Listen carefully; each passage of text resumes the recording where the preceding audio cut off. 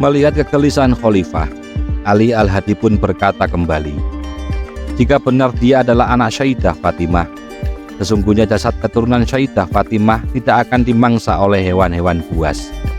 Maka datangkanlah hewan buas kepadanya dan lemparkanlah ia di tengah kerumunan hewan buas itu."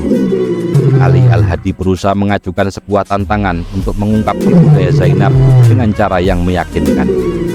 "Tidak," terdengar teriakan Zainab dengan raut wajah yang seketika berubah ketakutan. "Ini hanyalah cara agar dia bisa membunuhku. Kenapa tidak engkau saja yang melakukannya?" kata Zainab dengan lantang membela diri. Dengan tenang dan penuh percaya diri, Ali Al-Hadi pun berkata, "Baiklah, aku akan membuktikannya." Beberapa saat kemudian Al-Hadi dimasukkan ke dalam sebuah kandang singa. Perlahan-lahan datanglah 6 ekor singa yang ada di dalam kandang itu dan mulai mendekati Ali satu persatu.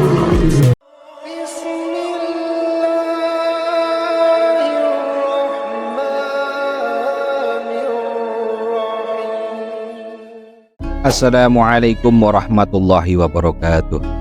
Allahumma sholli ala sayyidina Muhammad wa ala ali sayyidina Muhammad. Sahabat beriman, semoga Allah Subhanahu wa ta'ala merahmati, semakin memahamkan kita tentang Islam melalui kisah ini sebagai bukti cintanya.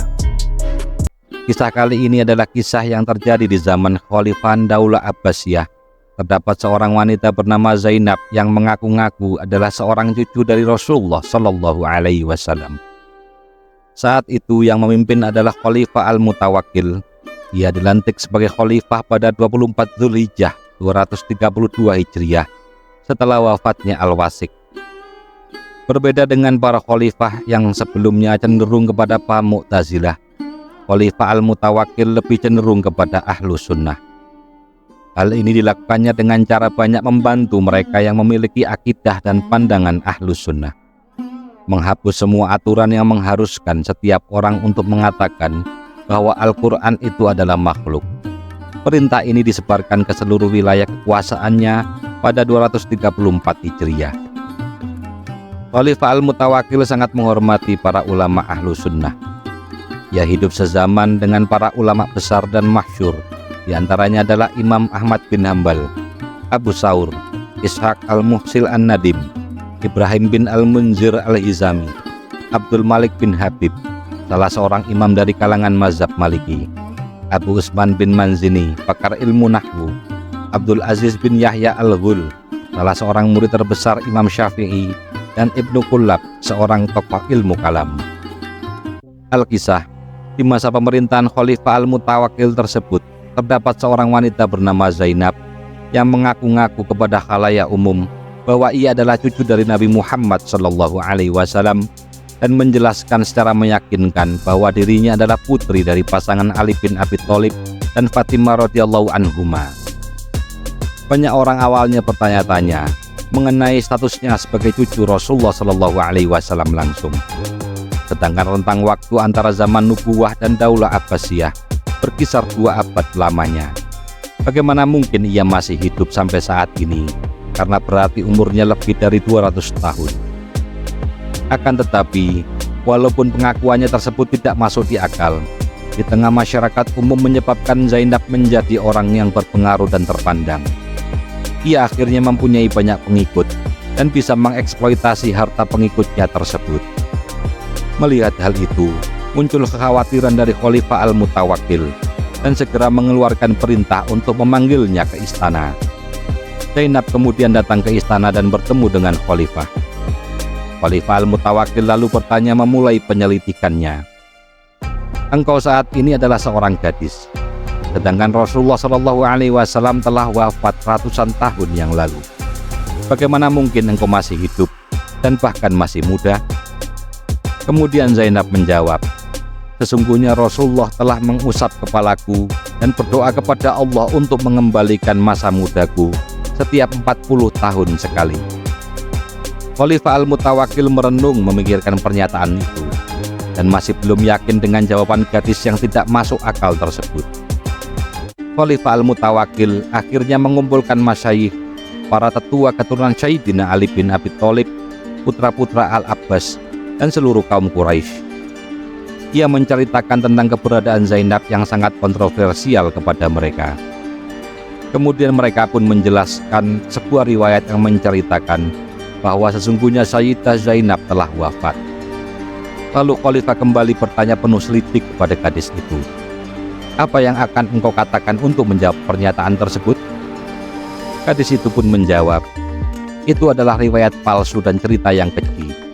Karena sesungguhnya semua keadaan diriku dan privasiku terjaga dari pengetahuan orang-orang umum.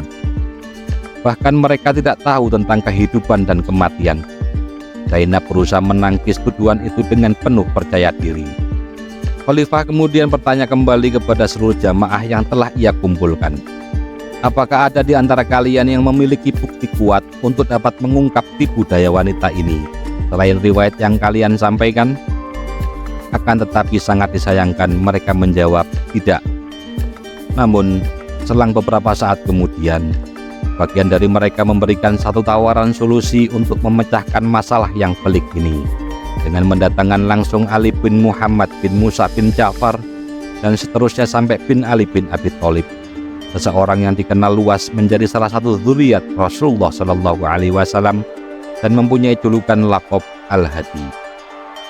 Kemudian diutuslah seseorang untuk mengundang Sayyidina Ali bin Muhammad Al-Hadi ke istana. Setelah disampaikan kepadanya apa yang sedang terjadi, Al-Hadi pun memberikan keterangan dengan tegas bahwa Zainab putri Sayyidina Ali bin Abi Thalib sudah lama meninggal. Ia memberi keterangan dengan detail mengenai hari, bulan dan tahun kematian Sayyidah Zainab. Tetapi hal ini pun belum memuaskan hati sang khalifah, sebab bukan jawaban seperti itu yang diinginkannya. Beliau bahkan berjanji tidak akan melepaskan Zainab sebelum membungkamnya dengan hujah dan bukti yang kuat. Melihat kegelisahan khalifah, Ali Al-Hadi pun berkata kembali, "Jika benar dia adalah anak Sayyidah Fatimah, sesungguhnya jasad keturunan Sayyidah Fatimah tidak akan dimangsa oleh hewan-hewan buas. Maka datangkanlah hewan buas kepadanya dan lemparkanlah ia di tengah kerumunan hewan buas itu." Ali Al-Hadi berusaha mengajukan sebuah tantangan untuk mengungkap tipu daya Zainab dengan cara yang meyakinkan. "Tidak," terdengar teriakan Zainab dengan raut wajah yang seketika berubah ketakutan. "Ini hanyalah cara agar dia bisa membunuhku. Kenapa tidak engkau saja yang melakukannya?" kata Zainab dengan lantang membela diri. Dengan tenang dan penuh percaya diri, Ali Al-Hadi pun berkata, "Baiklah, aku akan membuktikannya." Beberapa saat kemudian Al-Hadi dimasukkan ke dalam sebuah kandang singa. Perlahan-lahan datanglah 6 ekor singa yang ada di dalam kandang itu dan mulai mendekati Ali satu persatu. Akan tetapi bukannya panik. Dengan lembut tangan Ali membelai kepala singa-singa yang mendekatinya. Semua binatang buas yang ada di dalam kandang itu berubah jinak berada di hadapan Ali Al-Hadi. Tidak berapa lama kemudian, Khalifah dan semua orang melihat Ali keluar dari kandang dengan selamat tanpa terjadi sesuatu apapun kepada dirinya. Mereka takjub menyaksikan dengan mata kepala mereka sendiri sebuah pemandangan yang langka terjadi di hadapan mereka.